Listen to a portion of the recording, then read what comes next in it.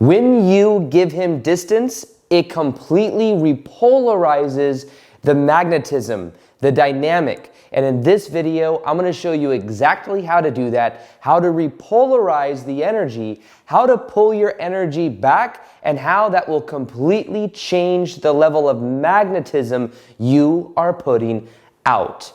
Now, the thing to mention with this to understand is this is really just an energy game. That's all that is. And we don't want to say necessarily a game, but it kind of is in a way. In the sense that the energy we put out, we are getting a reflection of. And people are playing according to the dynamics that we are kind of engaging with them with.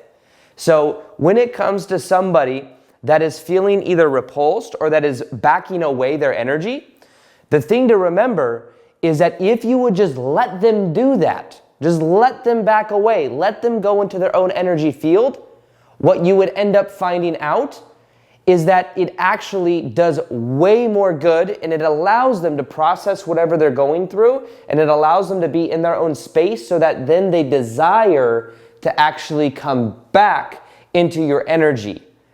And think about it in an analogy I've shared in many YouTube videos, but in comparing this to a dog, if you start chasing a dog, the dog plays with you. It's responding to the energy you're putting out.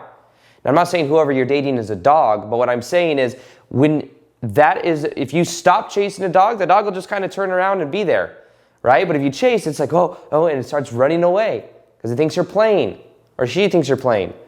And in the same way, when it comes to dating, it's like people feel the energy that's being put out.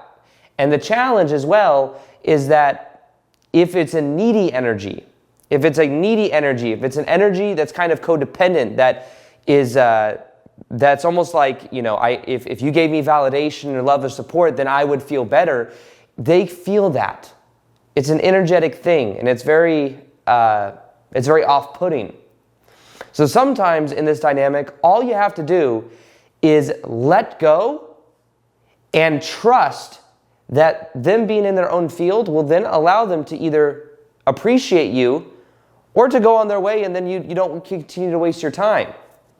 So what this is really about is this is an energy dynamic that has to do with being able to be receptive as to why he may be asking for space to begin with as well.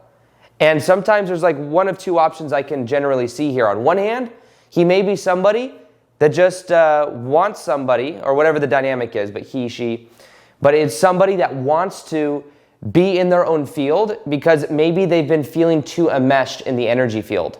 Maybe they've lost a sense of who they are versus who somebody else is. This is actually something that recently has come up in my own relationship because my girlfriend and I, we realized, okay, I'm going to share some of this. Basically what we realized is early on in the relationship, we've been together for a year now, and very early on in the relationship, we kind of moved very quickly, where we kind of in a way moved in. She lived in California, I lived in live in Texas, and we'd go back and forth with each other. But what we noticed is that when I would go with her, I'd be with her for a week. She would come here. She'd normally come here for months. And that's it was either all or nothing because we lived in different cities. And when we visited each other, it was like we were around each other all day, every day. Now, after about a year, what we realized is that it was getting in the way of the relationship in the sense to where I think part of it too is like my frame and my reality. I have like a schedule, I have routines, I have retreats that I do. And my girlfriend is in a process of really like moving into like a new sector of her life where she like does her own retreat, she does her own things. And it was challenging for her to do her own things when around all of my stuff because all my stuff has such like a big gravity because I've been doing it for a while and stuff like that.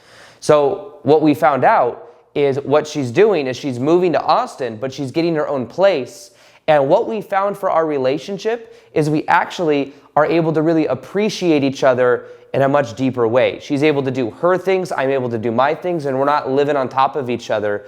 And it was feeling at a certain point that like things were becoming too enmeshed. We were around each other all the time, and she like wants to do she's an amazing musician, so she wants to do her music. She wants to focus on things, but it's like, it's challenging for her to do when there's so much of like, I have like people that come over that are like on my team and stuff like that. So I can totally see where she's coming from.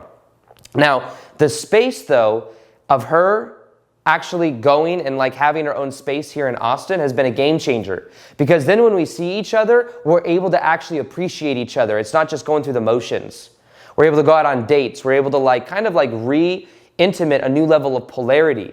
But the interesting thing is that that polarity was very much dwindled when we were around each other all day, every day. Now, this isn't to say as well, there's some couples that can be around each other all day, every day and maintain polarity. So it's not like that's the answer for everybody.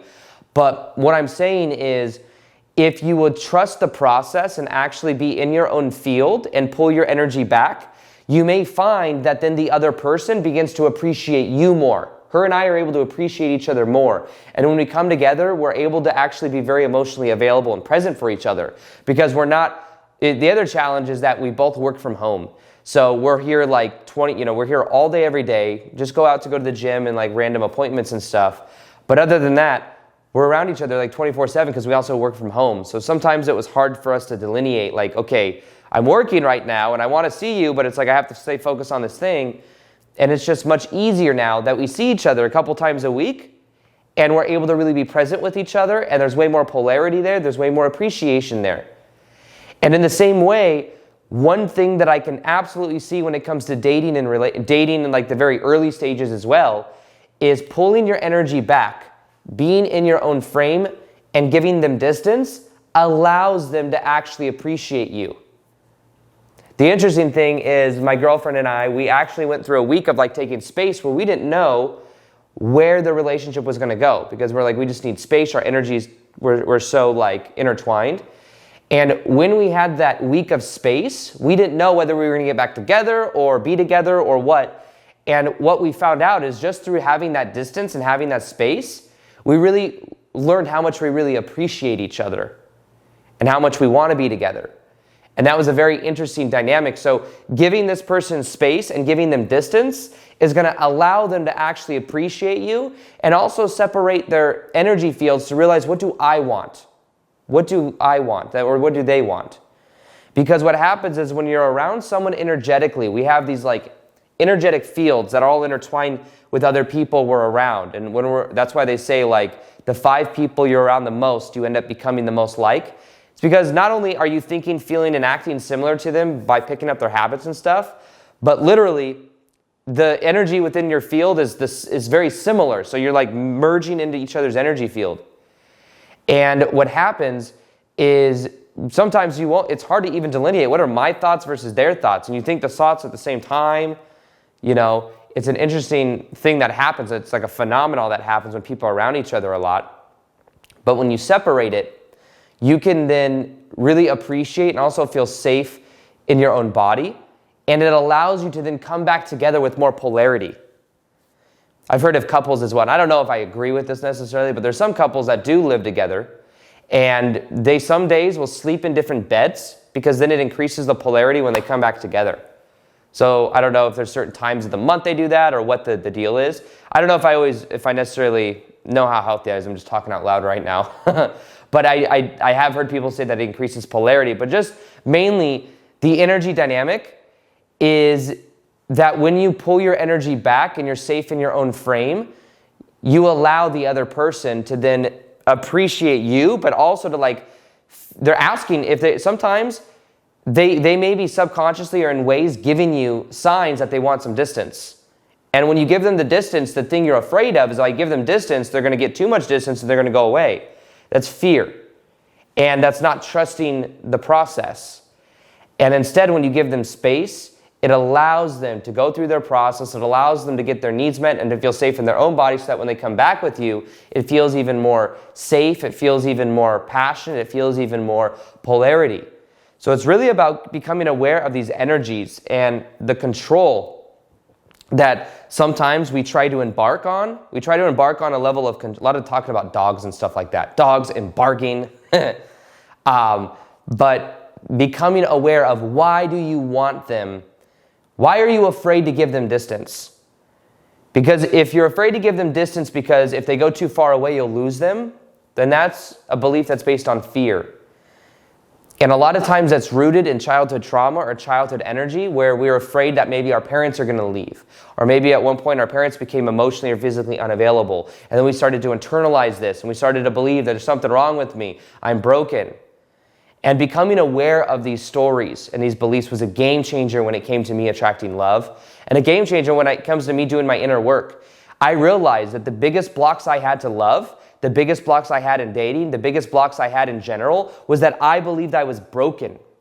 There was a level of shame. Shame is a belief that's like, there's something wrong with me. And because I felt like there was something wrong with me, I kept attracting people that I felt like I had to prove myself to. I would also attract myself to people that were at points, like there was a certain level where I was emotionally unavailable, but I wasn't aware of it. I just had the story that everyone else was emotionally available. And I would attract people that also had emotional blocks, because we tend to attract people that are one-on-one reflections. So when I was talking earlier, I was mentioning like, oh, there's like one of two things when you meet somebody. On one hand, maybe they just want space and distance. On the other hand, it's a possibility that somebody may be afraid of the emotional availability. They may be afraid of getting that emotionally close and intimate. And them backing away may be a way of them avoiding that. But the key is awareness here, being aware of which it is. And also becoming aware of, does the reason you're chasing that, or the reason you desire that, is it because mom or dad was emotionally unavailable and that just feels safe? That just feels familiar. So it's realizing these patterns. And that within the patterns of what you're attracting, there's also a certain level that feels familiar with that or has that activated. So I had to become aware of this energy for myself and how much I was showing up emotionally unavailable. And I had to realize all these things for me to then understand that the key was opening up my heart, going into vulnerability, and to stop telling myself the story that this person is going to equal my happiness. This person's validation, love, or support is going to equal me feeling whole and complete. It was a game changer when I learned that energy dynamic. And I then started to feel whole and complete in my body, and I let go of the shame. And I started to realize, wait, I am worthy. I am enough just for being me.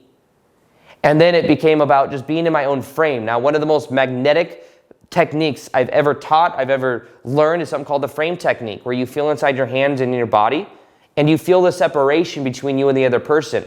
You give the person energetic distance. You pull your energy back. That will make you more attractive. People will feel that, because when your energy cords are connected, because you're around someone or thinking of them a lot, they're feeling that energy cord. And what you're thinking and like pumping energy into their field in a way energetically, sending them energy. The challenge is that it's sending energy normally from a place that feels like your energy, like there's something wrong, and it's almost like you're thinking of that person. You're sending them energy, and if you're feeling resistance and you're feeling fear they're going to leave, or that's really also a fear of abandonment, then what happens is you're sending them that energy, they feel it. But when you pull your energy back and you stop sending that energy and you start focusing on yourself, it allows that to clear, and it allows you to also feel more safe within your own body. It allows you to stop projecting that onto them, which is repelling them. So this is really simply about, this is an energy game. That's all this is, an energy game of yourself. Not of them, not of playing against and competing with other people. This is an energy awareness game, where the more aware you become of the stories, the more aware you become of like when you're projecting energy out at somebody else, and the more you're aware that you can pull your energy back, that's when you will truly and really feel completely whole and complete. Now also, in case you haven't heard, I've been doing this thing where I text people my top insights, epiphanies, high vibe book of the weeks I'm learning, and I send that 1 or 2 emails or 1 or 2 text messages a week.